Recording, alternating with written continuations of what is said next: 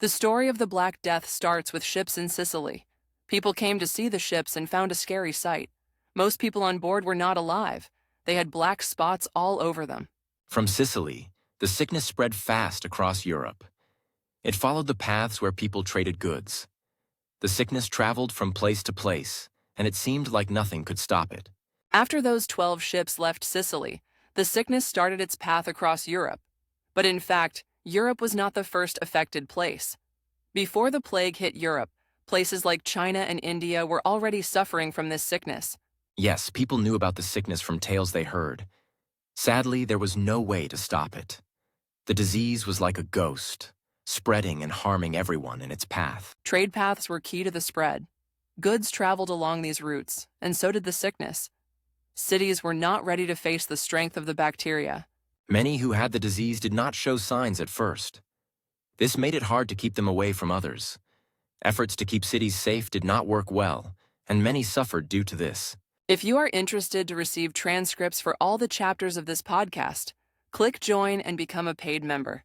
Your support helps us a lot. Let's learn from the past and see how the rapid spread took so many lives and changed the world. Join us as we uncover more about this tragic time.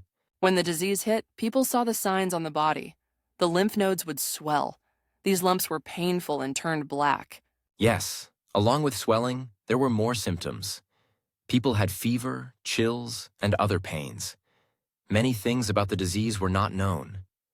Misbeliefs about how it spread were common. People of that time did not have much science. They did not know the real reasons for the disease.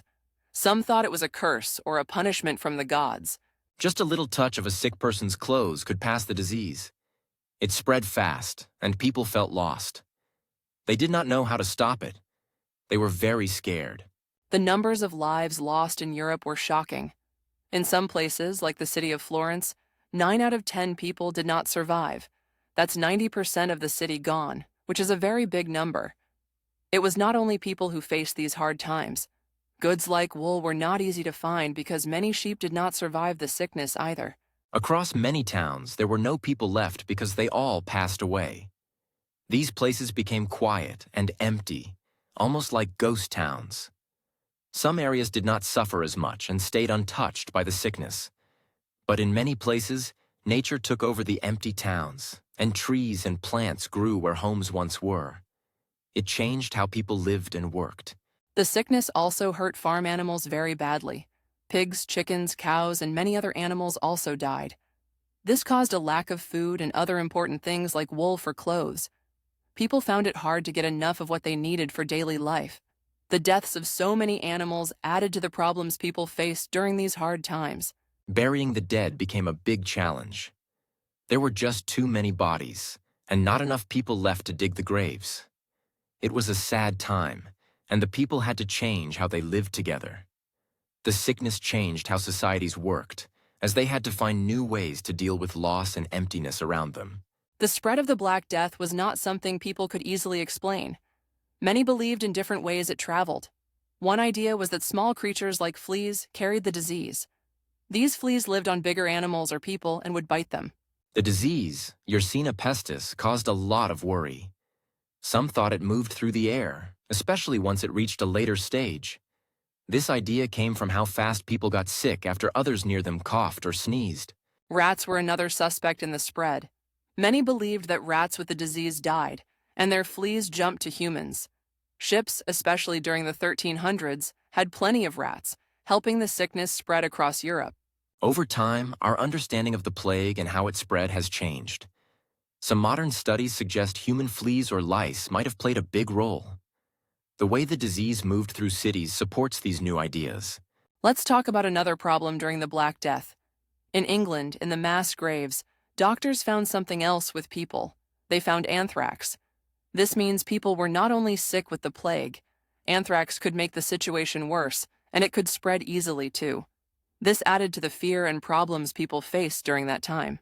Anthrax can make you sick just by touching it. It can be on your skin, in your eyes, or in your mouth. So if someone already had a weak body from the plague, anthrax would make it even easier for them to get sicker. Their body couldn't fight back because it was already tired from one sickness. Because of other diseases like anthrax, It's hard to tell how many people really died from the plague alone. Some deaths may have been from other illnesses, but people didn't know that then. This means history books might not have all the right numbers. This makes understanding what happened very complex and challenging. There might have been other sicknesses at the same time, too. Maybe there were more things making people sick that we don't know about yet. Studying old diseases can teach us more. We need more research to understand what happened. This is important so we can learn and be ready if such problems happen again. In the time of the Black Death, people used a method called bloodletting. They believed they needed to balance the body's fluids to feel better. Bloodletting was where they did a cut to let blood flow in order to heal. But it did not really help them. Back then, they thought too much blood made people sick, so they used this regularly. But sadly, these treatments did not work. Doctors from those times didn't understand why people got sick. They didn't have the right medical knowledge or tools. Bloodletting is now seen as not good for the health, but in those days, it was quite common. The history of how they treated the Black Death shows us how little they knew back then. Another common treatment was boil lancing, which was used to open and drain boils. Those sick with the plague would develop large, painful boils. Doctors would cut these boils to let out the pus and try to heal the person. However, this was not safe and carried risks. Opening the boils could spread the disease more. This made things worse at times. By treating the boils this way, they thought it might help the sick get better. But it often didn't. Boils held the disease inside, and cutting them could spread it to others. They didn't know this back then. Today, we know these methods were risky. The lack of knowledge about the plague made it hard to find good ways to help people. If you liked our talk today, feel free to like this video. Leave a comment too. We want to know what you think. Also, if you want more, like full text of our videos, you can join our YouTube membership. Push the join button now. It helps us make more good content for you. Thank you for listening today.